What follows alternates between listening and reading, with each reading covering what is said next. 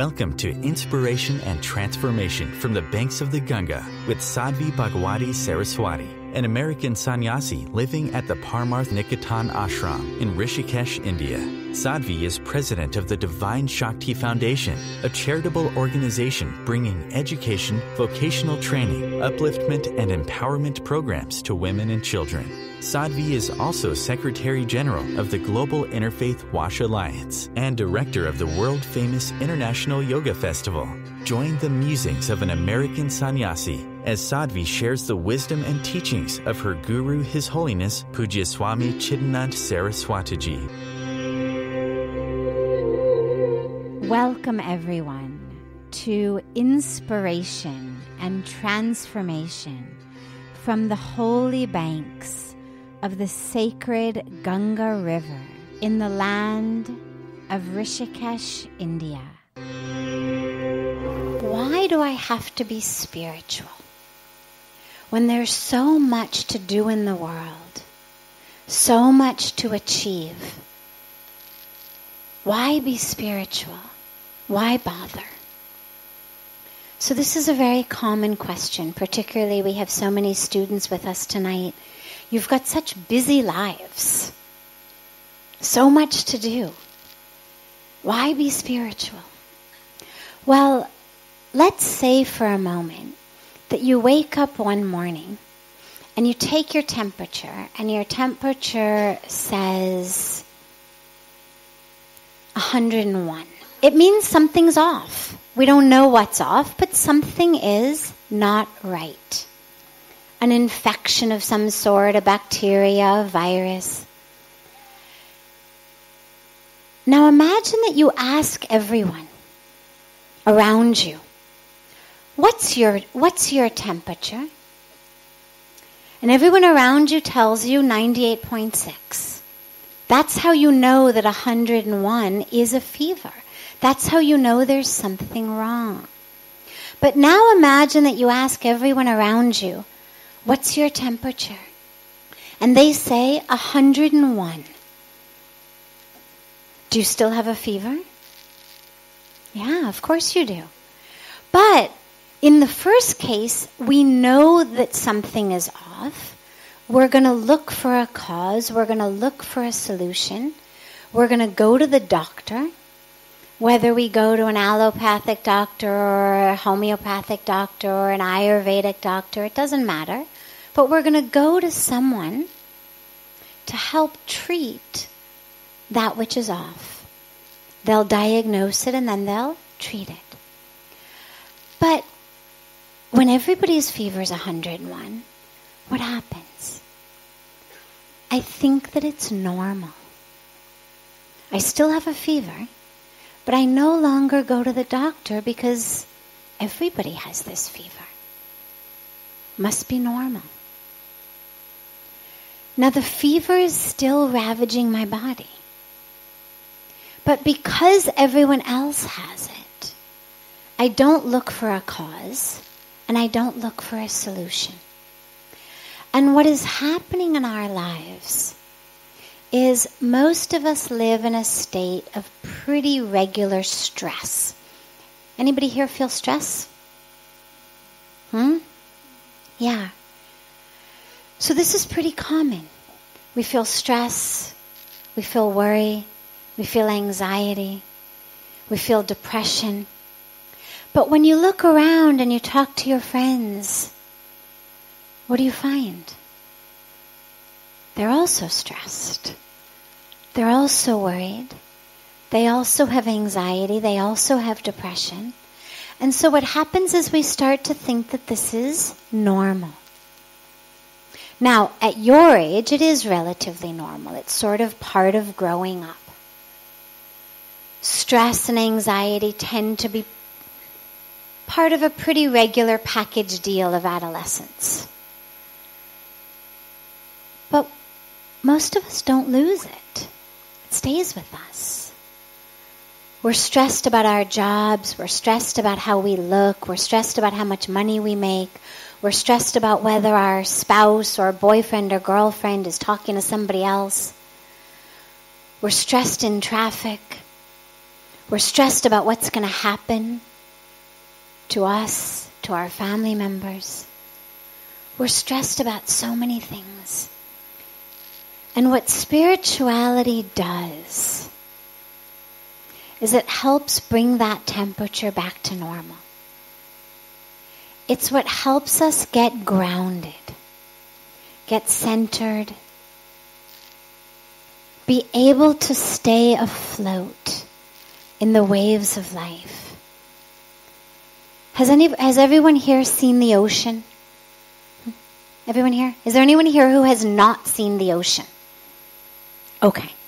So what is there on the surface of the ocean? Waves, right. And what do waves do? Yeah, they wave. They go up and down. Up and down, up and down. Now, if I live on the surface of the ocean, I'm going to go up and down, up and down. If my life is based upon my happiness, my peace, my centering, my joy, my emotional state, if that is based upon something that someone else does, how they talk to me, how they treat me, how they act, whether it's a friend, whether it's my boss, whether it's a colleague, whether it's a loved one, if I'm based on how they treat me, I'm going to go up and down. If my happiness and my joy and my peace and my meaning in life is based on interest rates or the stock market or my grades or my weight or how I feel about myself when I look in the mirror or how popular I am, I'm going to go up and down because these things all go up and down in life. And when they're up, in the right direction, we feel really good. But what does physics tell us? Everything that goes up has to come down. And this is the nature of nature. And so if I'm attached to the surface waves, if my life,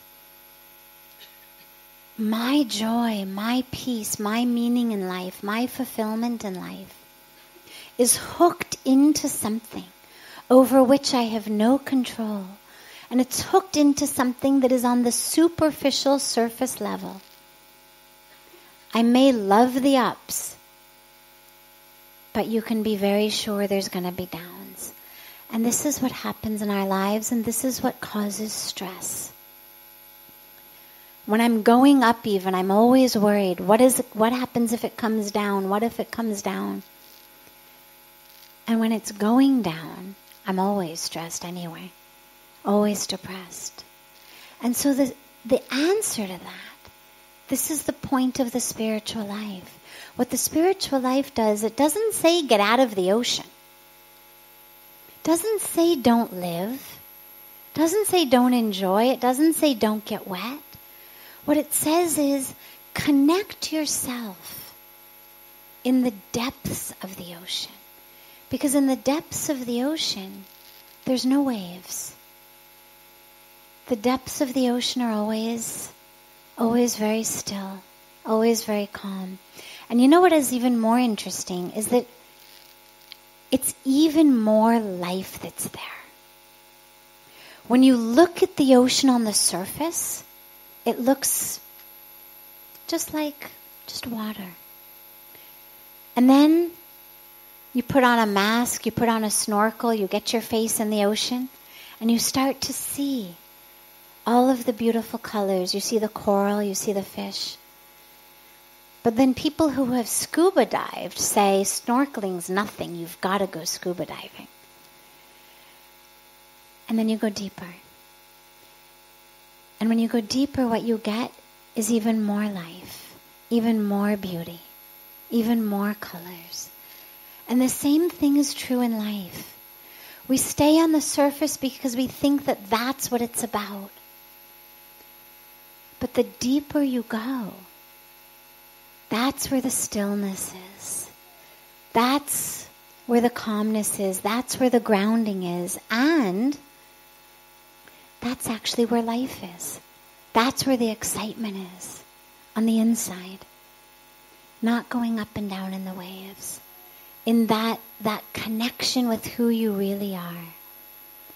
All of that.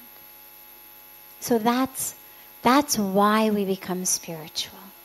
When you are grounded and anchored in spirituality, you can still be on the waves, but you don't get thrown around by them. There's a beautiful story of a boat in the middle of the ocean. And on the boat, there's a mathematician and a philosopher and a scientist. And the boatman, of course. And they're on the boat going in the ocean. And the mathematician says to the boatman, "So tell me, Mr. Boatman, you must know some mathematics. You must know at least, trigonometry or geometry." And the boatman says, "No, I'm not educated in that way.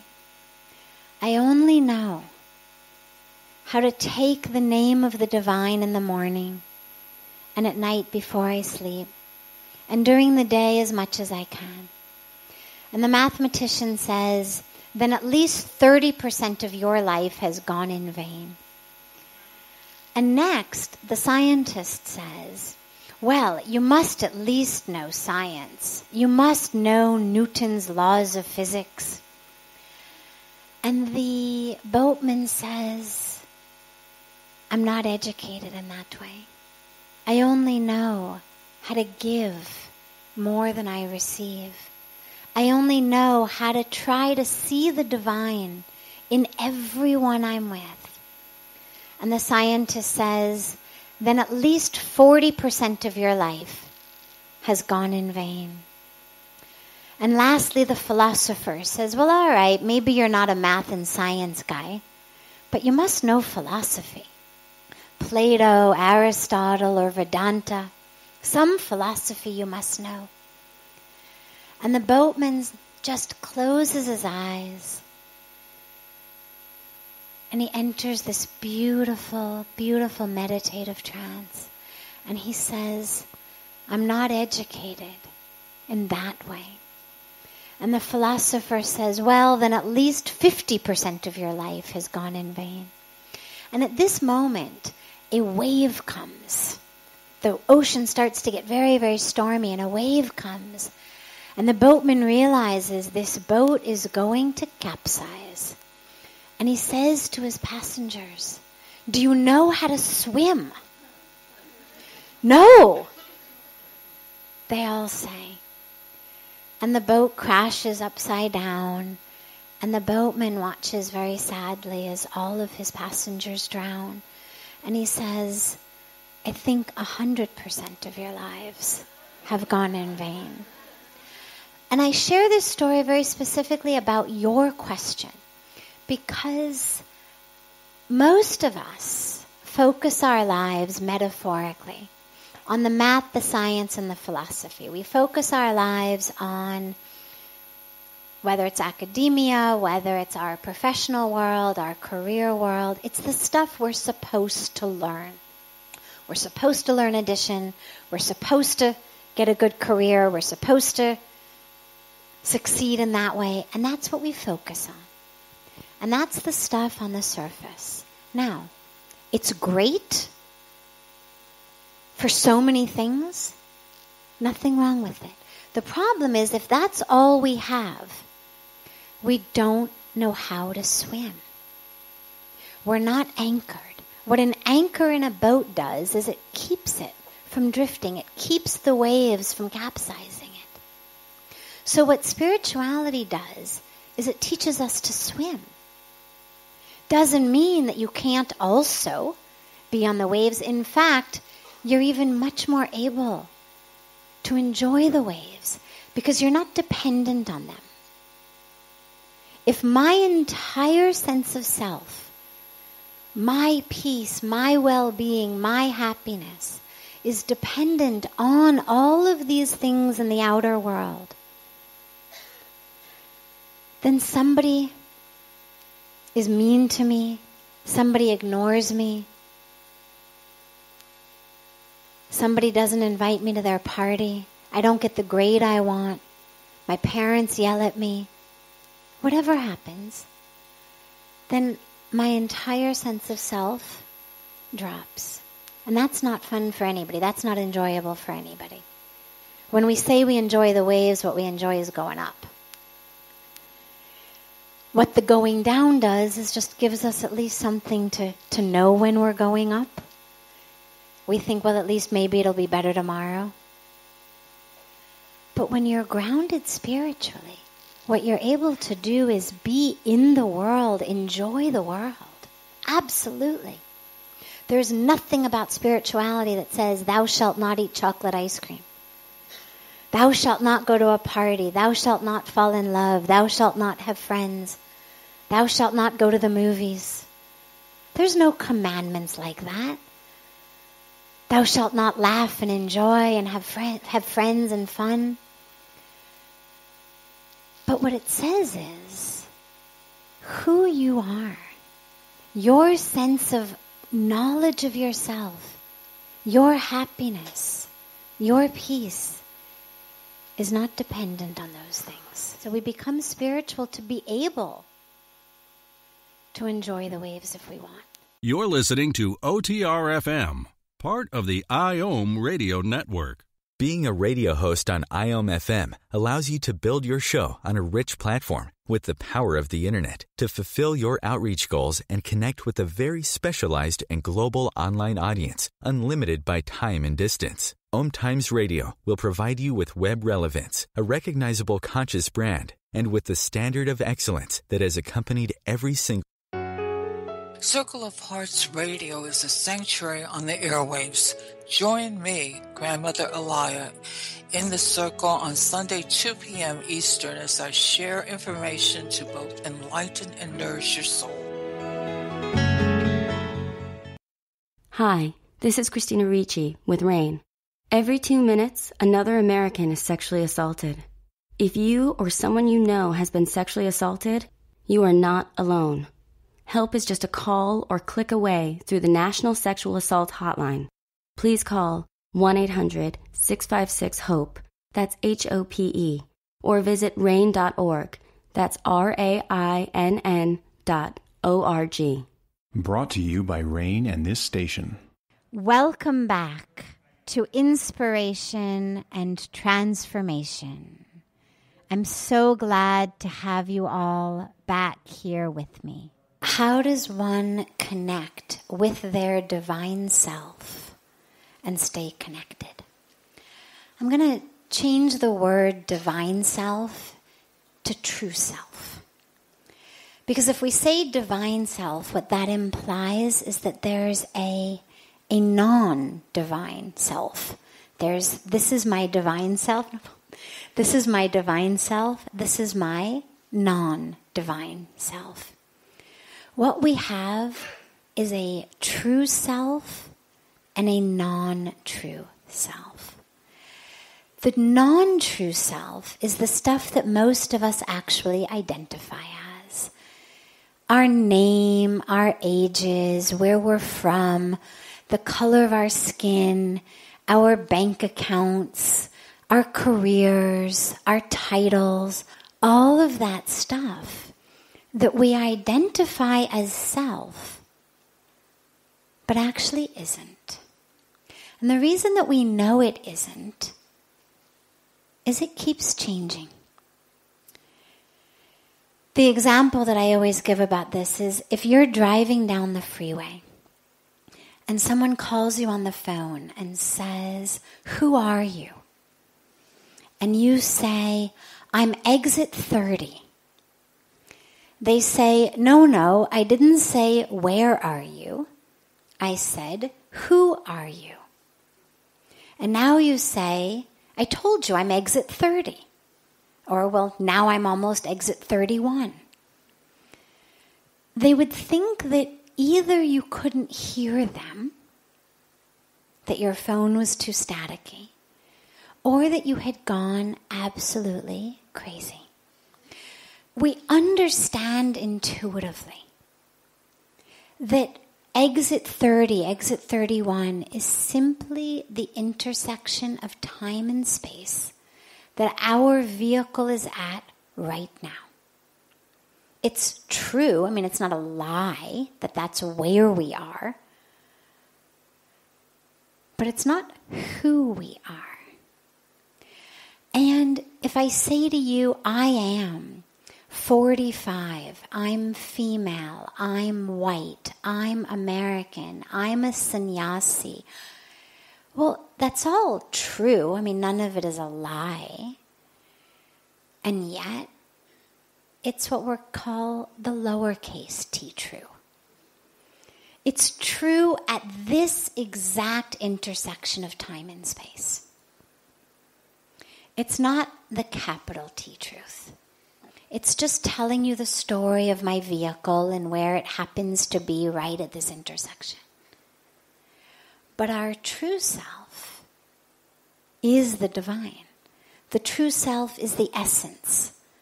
This is just the container.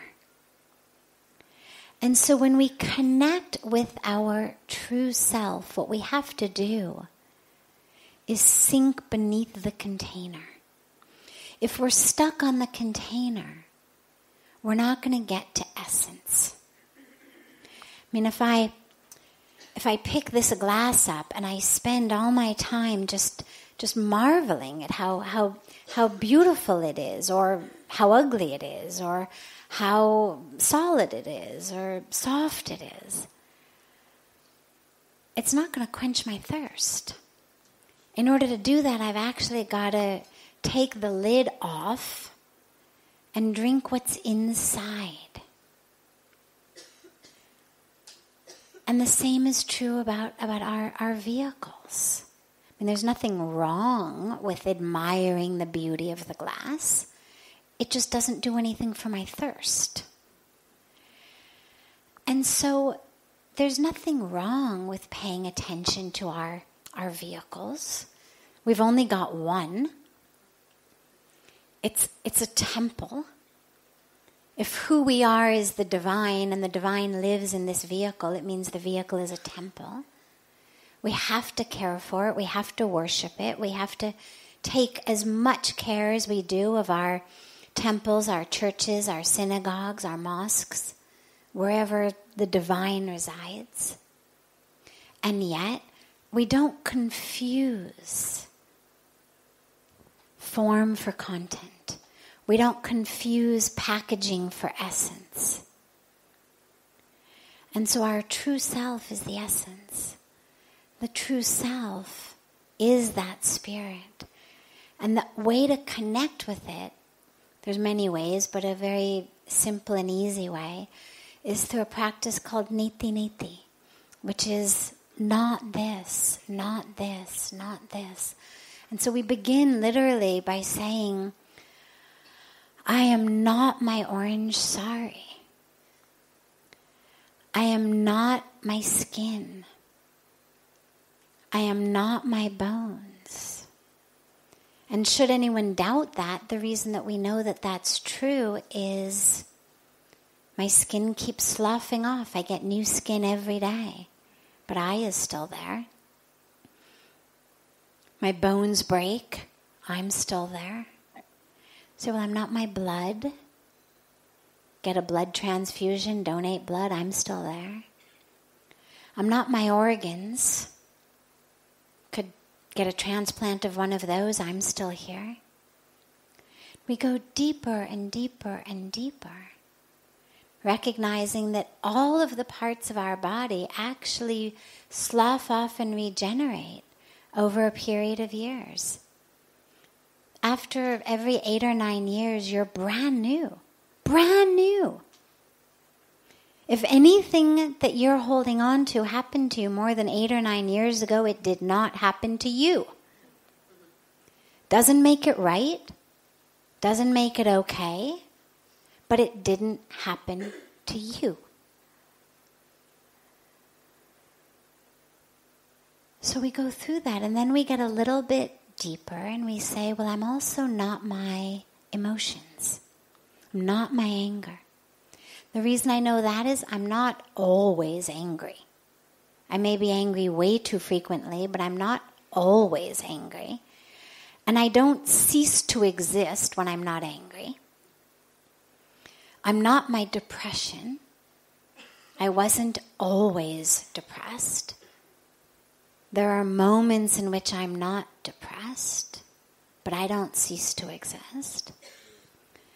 I'm not even my thoughts, because there's a very small space in between my thoughts. And in that space, I don't evaporate.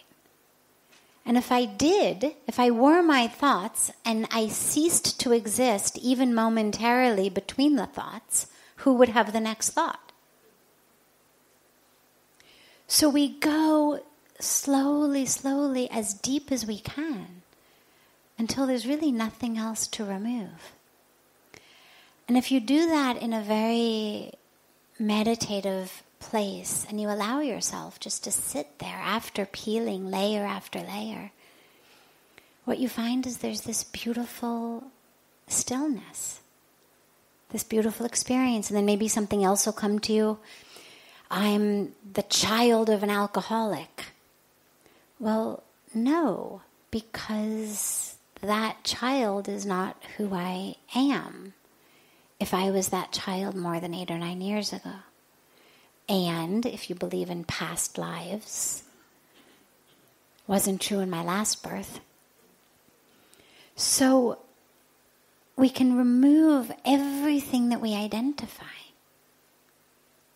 until we get into what the Buddhists speak about as nothingness and the Hindus speak about as everythingness. But it's the same place. I mean, if I've got a jar of air and I break my jar, what do I have? So on the one hand, you could say, well, you no longer have your air because you had this glass of air and it broke. You have nothing now. On the other hand, you could say, well, all I did was lose that dividing line between my cup of air and all of the air. So now actually I have all the air instead of none of the air. Neither is right, neither is wrong. There are two entirely different ways of looking at it. But you'll recognize they actually take us to exactly the same place. We all agree that what we're left with is just air. And that's the truth of who you are. And the last piece of how do we stay connected to that is just in remembrance. There's no magic, unfortunately. I mean, it would be really nice if you could get like those nicotine patches, for people who are trying to quit smoking and the patch just keeps giving them nicotine all day long. It would be really nice if we could get, a patch that would just, every time you forgot, the patch would remind you. And you'd somehow just get this infusion of remembrance and awakening. But we don't have one. What it is it's just practice. And in the same way that in meditation, when our mind wanders, we just bring it back. And when you start meditating, you find that your mind wanders more than it's still. Your meditation feels like you do nothing but keep bringing your mind back. But then slowly, slowly, slowly, the spaces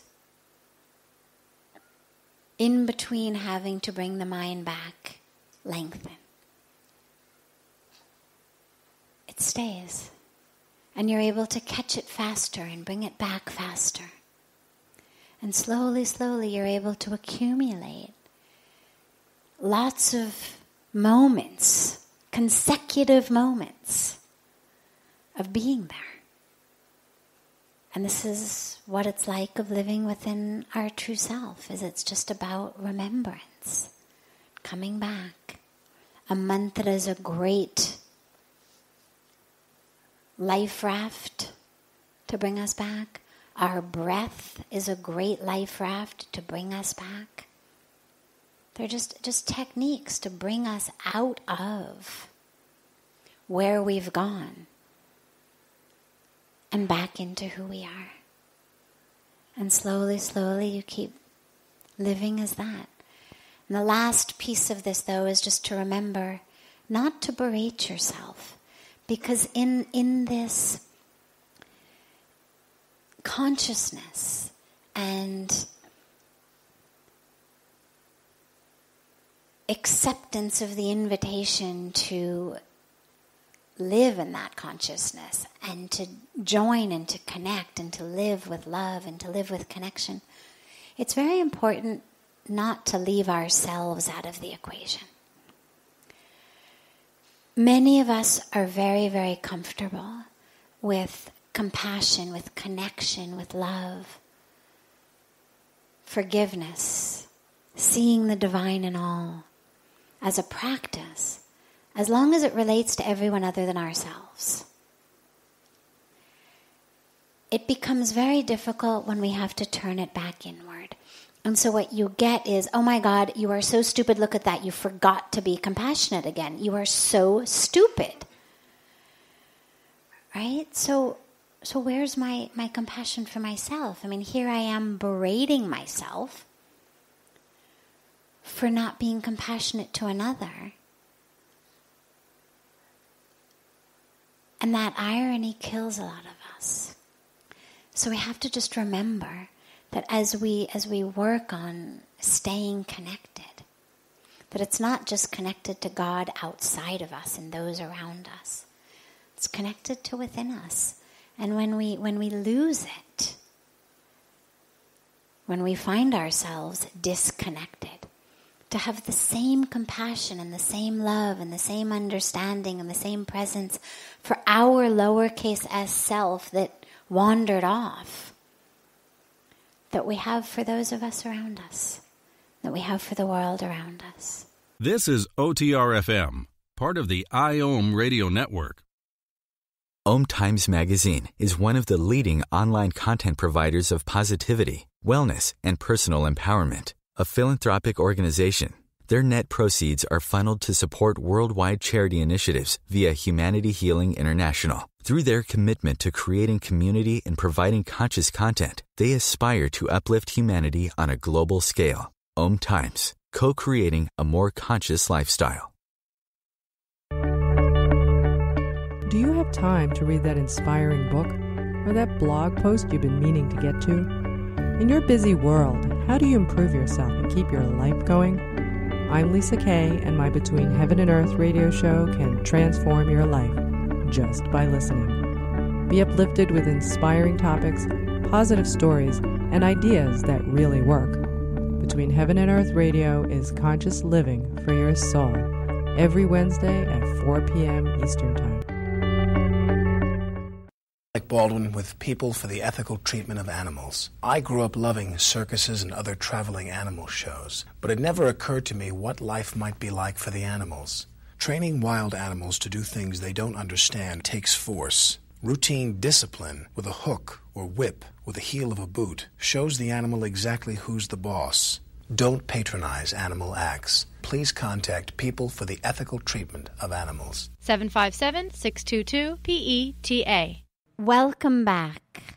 This is Sadhvi Bhagawati Saraswati with Inspiration and Transformation. Chapter 4 of the Bhagavad Gita describes how to be a perfect yogi, acting without the pairs of opposites, likes and dislikes, acting without any desires.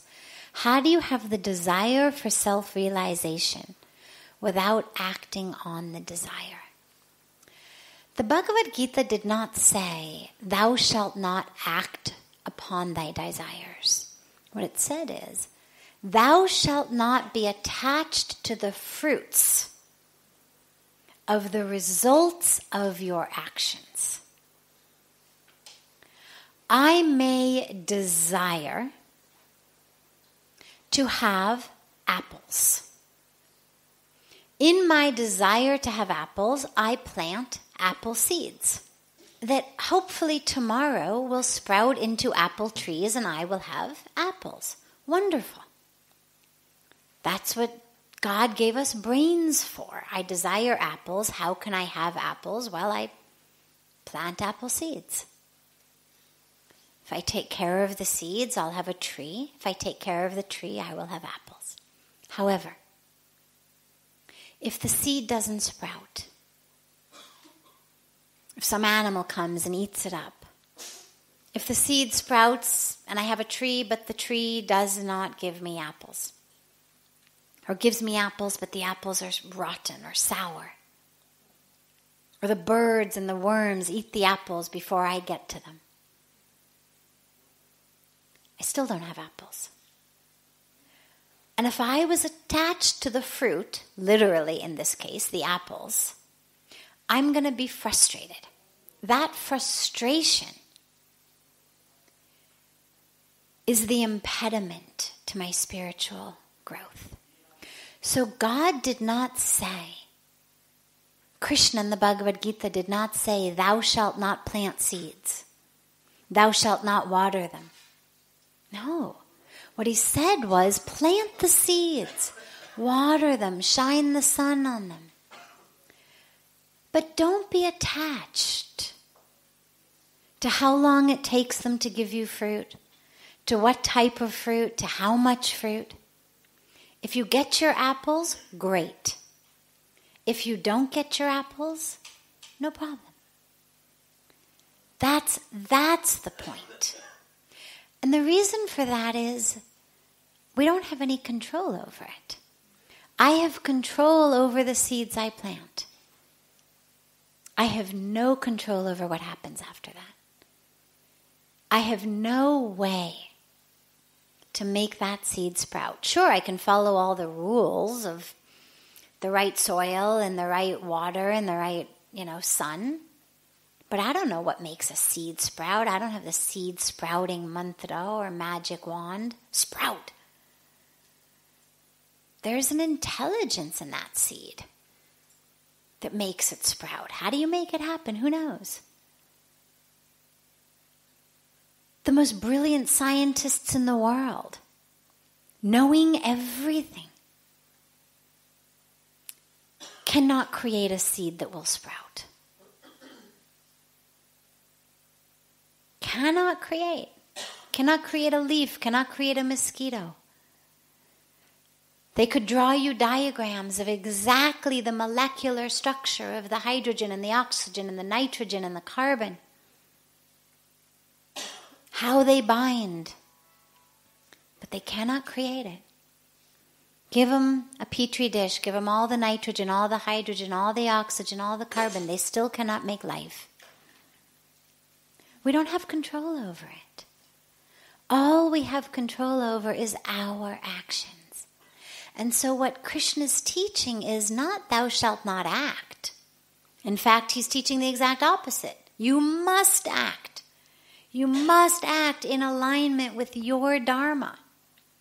But you must not be attached to the fruits of that. So when you talk about a desire for self-realization, I meditate. Okay, well, it's good to have a desire for self-realization. It's what makes me meditate instead of go out for cheeseburgers. So I meditate. But now, look what happens. If I'm meditating to meditate in that moment, seed has been planted, I've sat down, I've crossed my legs, I'm chanting my mantra, the lights are off, I've turned off my phone. I'm planting the seed. Then I find my mind wanders. Oh my God, this is ridiculous. I'm a horrible meditator. I'm never going to get self-realization. That guru said if I just chant the mantra, I'll get enlightened. He's stupid. I need a new guru. You see what happens? That's because I was attached to the fruits. It's like when they say, the watched pot will never boil. It's sort of that on a much deeper spiritual level. If I'm attached to what's going to happen from my actions, even if what I'm looking for is as noble and pure and spiritual as enlightenment, if what I've got is a desire for enlightenment, then I've created and I'm living in this constant experience of separation. There's me over here wanting enlightenment, which is over there. And every moment I'm still separate. I'm watching myself. Are you enlightened yet? Are you enlightened yet? Well, it's the very act of this separation that keeps me from being enlightened. It's this very act of living in my judging mind that keeps me from being enlightened. And so what I have to do is plant the seed. I sit, I meditate.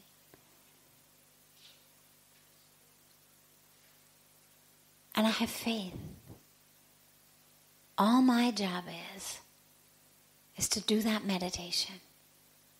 Plant that seed, water it, with the full faith that God knows what He's doing, just like He knows how to make that seed sprout, which I really have no idea how to do. It's all right, God knows. The seed has an intelligence in itself. My soul has an intelligence in and of itself. There's a knowing, an awareness. This is what consciousness is.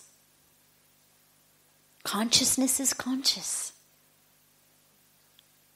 Doesn't need me to figure it out. Doesn't need me to be judging it or rating it on a scale of 1 to 10.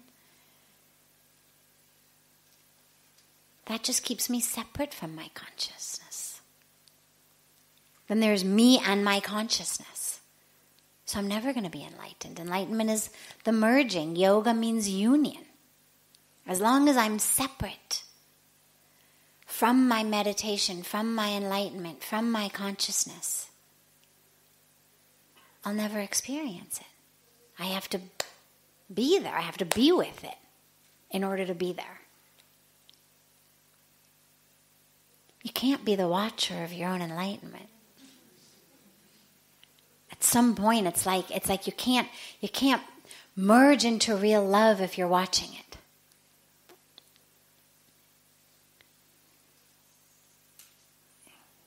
You merge into that state. That's the oneness. That's the real union. And yes, I would be remiss if I don't mention that at the absolute highest level, yes, you can be conscious of your own enlightenment. But it comes not from the mind. It comes from a place of such consciousness, such full awakening, that it's actually easier for us not even to think about that because we confuse our mind with that place. And so for the moment, it's actually easier and simpler to operate simply thinking about merging into the enlightenment, merging into the soul, becoming one with that, one with our consciousness. And let the rest just happen later. It is our overly thinking mind that keeps us from experiencing. The more we think about something, the farther we are from it. You know, it's like as your eyesight starts to go and you have to hold things a little bit farther to be able to see them, right? In order to be able to read it. A friend told me, you know you need reading glasses when your arms are too short. So in order to be able to see it, we have to just hold it, a little farther and farther and farther. Well, that's all right if what we're doing is reading a book or a letter or a note or a menu or whatever it is we're reading, a newspaper. But if what we're doing is connecting with our our soul, our consciousness, you don't want to hold it at an arm's length. You don't want to be thinking about it. The more I think about it, the farther I'm holding it away. Let me just examine that a little better. If it could just go back a little further. The very act of thinking so much about it is keeping it farther away. Don't try to name it. Don't try to understand it. Don't try to figure out how you're going to weave it into your book.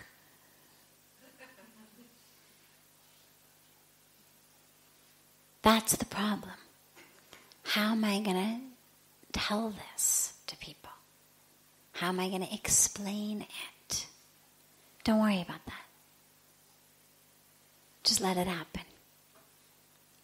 It's much more important. Because when it happens, then you really have something to share with the world. If you try to name it as you go along, you miss it. Because as it's happening, it's not semantic. You cannot name it as it's happening. I mean, can you imagine falling into the arms of your loved one and saying, "Is that your bicep or your tricep that's squeezing me so tightly?" Right? I mean, even if you happen to be a doctor, even if you happen to be an anatomy specialist, right? I mean, you'd be missing something in the moment, right? If you were trying to figure out, God, is that her trapezius muscle or is that her bicep? Or, what? Something is squeezing me. Let me figure out exactly what that is. Doesn't matter. What's happening is you're being hugged, you're being held. Whether it's the, bicep or the tricep or the trapezius muscle, who cares? You'll figure that all out later. You'll look at a diagram later on, you'll figure it out. At the moment, just be there. Otherwise, you miss it.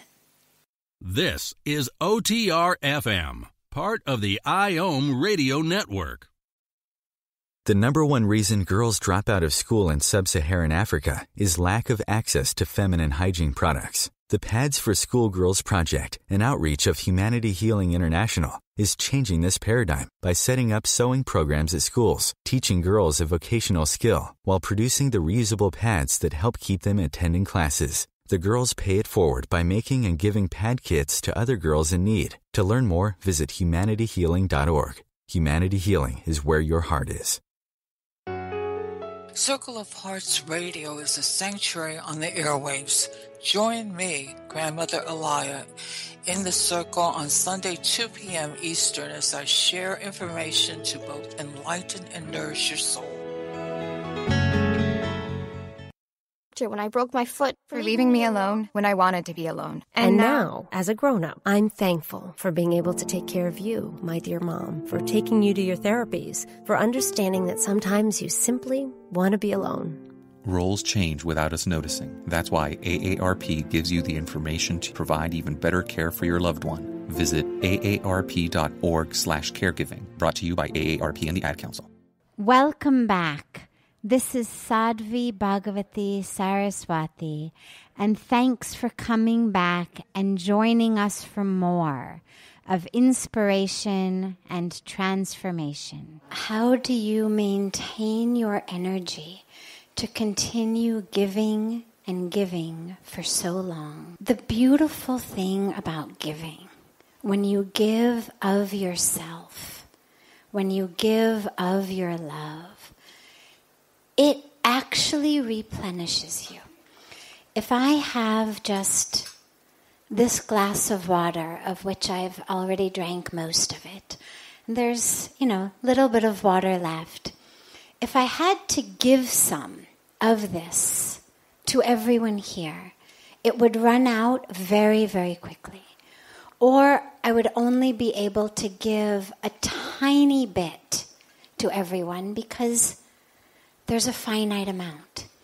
But when you give of yourself, when you give of your love, it's infinite.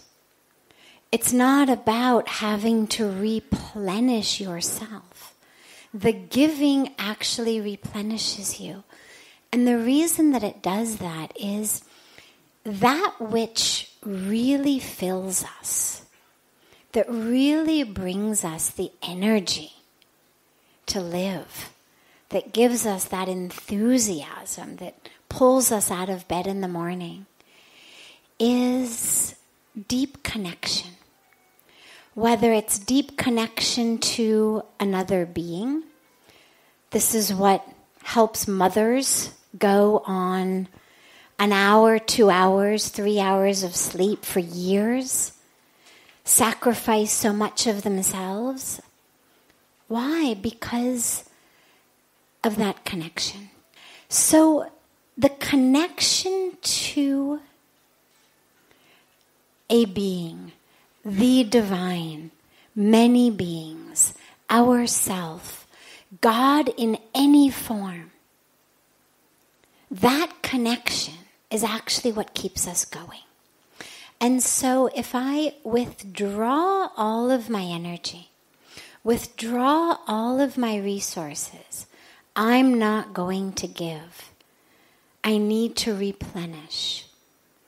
Well, the question then becomes, from where am I going to replenish? And with what am I going to replenish? I mean, with my glass of water, I would just say to one of our sweet Rishi Kumars, could you go in the kitchen and go and bring me some more water? But with my life force, what am I going to replenish with? The only thing that replenishes it is life, and a life of connection. And this is where the spiritual practice and the spiritual path is such a great antidote in many ways to the fatigue that afflicts so many of us. I mean, yes, you need a good night's sleep, but many, many, many people, large percentages of people, tragically, particularly in the West, on long nights of sleep, still feel drained, burned out, fried, exasperated, frustrated, enervated, de-energized, not because they're not getting enough sleep, but because that which they're doing in their days has cut them off from life. What we need to do in order to stay energized is stay connected to real life, to the divine in all forms, whether it's the form of your child, a sunset, a tree, all children in the world, or just every aspect of creation, because it's all the Creator. Whatever you're serving, if we serve as we are serving the divine, from that connection, we actually get the energy. This brings to a close this hour of inspiration and transformation. Thank you so much for joining me. I'm so glad to be together with you all each week, and I look forward to being together again next Thursday, same time, on OMTimes Radio.